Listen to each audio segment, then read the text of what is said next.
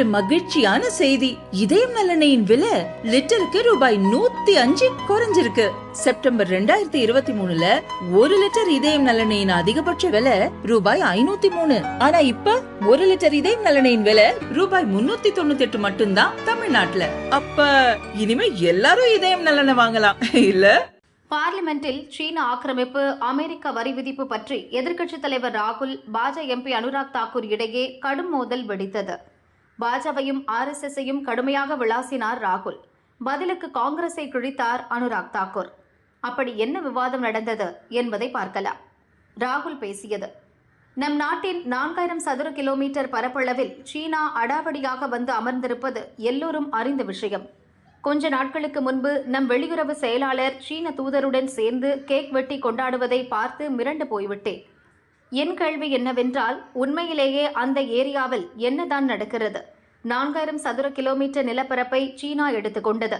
ஆனால் நம் வெளியுறவு செயலர் சீன தூதருடன் கேக் வெட்டி கொண்டிருக்கிறார். 20 ராணுவ வீரர்கள் கொல்லப்பட்டிருக்கின்றனர். ஆனால் நீங்கள் கேக் வெட்டி கொண்டாடுகிறீர்கள். சீனா இந்தியா உறவு இயல்பு நிலைக்கு வருவதை நாங்கள் தடுக்கவில்லை. ஆனால் இயல்பு நிலை வரும் முன்பே 4000 சதுர கிலோமீட்டர் நிலத்தை நாம் மீட்டு இருக்க வேண்டும். நம் பிரதமரும் ஜனாதிபதியும் சீனாவுக்கு கடிதம் எழுதியது எனக்கு தெரியும். ஆனால் இதை நம் மக்களிடமிருந்து கண்டுபிடிக்கவில்லை. மாறாக சீன தூதர்தான் பிரதமரும் ஜனாதிபதியும் கடிதம் எழுதியுள்ளனர் என்று நம் மக்களுக்கு சொல்கின்றனர். இப்படி ஒரு பக்கம் 4000 சதுர கிலோமீட்டர் ஏரியாவை சீனாவிடம் கொடுத்து விட்டீர்கள். இன்னொரு பக்கம் நம் நட்பு நாடே நம் மீது 26% வரி போட்டுள்ளது. இந்திரா காந்தியிடம் சிலர் கேட்டனர், வெளியுறவு விவகாரத்தில் நீங்கள் இடது பக்கம் சாய்வீர்களா அல்லது வலது பக்கம் சாய்வீர்களா என்று. நான் எந்த பக்கமும் சாய மாட்டேன், நேராக நிமிர்ந்து நிற்பேன் என்று சொன்னார். நான் இந்தியன், நானும் நிமிர்ந்துதான் நிற்பேன். ஆனால் RSS பாலிசியே வேறு. இதே கேள்வியை அவர்களிடம் கேட்டால், நாங்கள் இடது பக்கமும் சாய மாட்டோம், வலது பக்கமும் சாய மாட்டோம், யார் வந்தாலும் அவர்கள் முன்பு மண்டியிட்டு நிற்போம் என்பார்கள். ஏனென்றால் இதுதான் அவர்களது கலாச்சாரம், அவர்களது வரலாறு. எங்களுக்கு இப்போது தெரிந்தாக வேண்டும், சீனா அபகரித்த நிலப்பரப்பு விவகாரத்தில் என்ன செய்து கொண்டிருக்கிறீர்கள்? நம் நட்பு நாடே நம் மீது வரி போட்டு இருக்கிறதே, அதில் என்ன செய்ய போகிறீர்கள் என்று ஆவேசமாக கேள்வி எழுப்பினார் ராகுல். ராகுலுக்கு பதிலடி கொடுத்த அனுராக் தாக்கூர் காங்கிரஸை வெளுத்து வாங்கினார். அவர் பேசியது: நீங்கள் சொல்லும் நிலப்பரப்பை யாருடைய காலத்தில் சீனா கட்டுப்பாட்டில் எடுத்தது? டோக்லாம் மோதல் நடந்தபோது சீன அதிகாரிகளுடன் சூப் குடித்தவர்கள் யார்? ராஜீவ் அறக்கட்டளை ஏன் சீனர்களிடமிருந்து பணம் வாங்கியது? அக்சாய் சின் பகுதியை சீனா கைப்பற்றியதற்கான நிர்பந்தம் என்ன? அந்த நேரத்தில் நீங்கள் ஏன் வேடிக்கை பார்த்து கொண்டிருந்தீர்கள் என்பதற்கு விளக்கம் அளிக்க வேண்டும். நாங்கள் வந்த பிறகு நடந்த மோதலில் நம் இந்திய படை சீனர்களுக்கு உரிய பதிலடி கொடுத்தது. ஒரு அங்குல நிலம் கூட பறிபோகவில்லை. இதுபோன்ற பிரச்சனையில் அரசியல் செய்வதால் எந்த பலனும் கிடைக்காது. ஆனால் தாங்கள் செய்த கடந்த கால தவறுக்கு நாட்டு மக்களிடம் காங்கிரஸ் பதில் சொல்லியே ஆக வேண்டும் என்று அனுராக் தாக்கூர் விளாசினார். Speaker sir, it's a known fact that China is sitting on 4,000 square kilometers of our territory. I was shocked some time back to see that our foreign secretary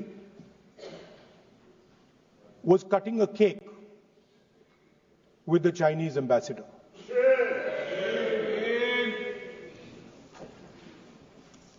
The question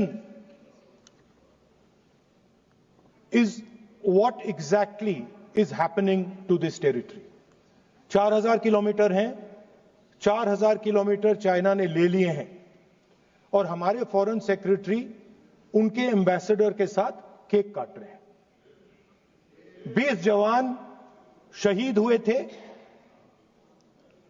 उनकी शहादत की सेलिब्रेशन हो रही है cake काटकर. अब हम normalcy के खिलाफ नहीं हैं, मगर नॉर्मलसी से पहले स्टेटस को होना चाहिए. Foreign policy is about managing the external countries. You have given China 44,000 square kilometers of land. On the other side, our ally suddenly decides to impose tariffs on us, 26%. our auto industry, our pharmaceutical industry, they're all on the line. Agriculture. So I'm wondering, somebody once asked Indira Gandhi ji, in the matter of foreign policy, do you lean left or do you lean right? And Indira Gandhi ji answered, I don't lean left or right, I stand straight. I'm Indian and I stand straight.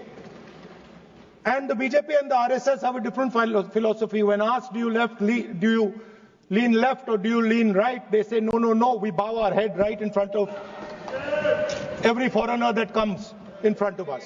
Sir, this is something that is in their culture, it is in their history, we know that. But we would like an answer from the government of India. What are you doing about our land? And what are you going to do? एक महत्वपूर्ण विषय जो आपके माध्यम से मैं सदन में उठाना चाहता हूं, जब से भारत आजाद हुआ तब से हमारी सीमाओं पे रक्षा करने की जिम्मेदारी भारतीय सेनाओं की थी। ऐसी कौन सी मजबूरी थी जब एक्साई चीन का एरिया किसके समय वो चीन ने हथिया लिया, किसकी सरकार थी? कब हिंदू चीनी भाई भाई कहते रहे और पीठ पे छुरा घोंपने का काम किया था? किसकी सरकार थी? कौन वो नेता थे जो डोकलाम की घटना के समय चाइना के अधिकारियों के साथ चाइनीज सूप पीते रहे और सेना के जवानों के साथ जाकर खड़े नहीं हुए? वो कौन सी फाउंडेशन है जिसके चाइना के अधिकारियों से पैसा लिया गया और आज तक जवाब नहीं दिया गया? क्या राजीव गांधी फाउंडेशन ने वो पैसा लिया था?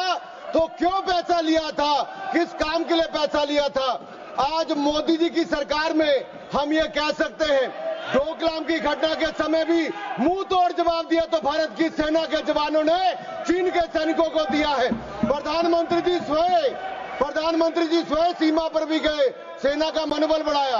रक्षा मंत्री जी गए, 1 इंच जमीन भी भारत की कोई नहीं हथिया पाया तो भारत की सेना ने वो करके दिखाया, तो मोदी सरकार में करके दिखाया है।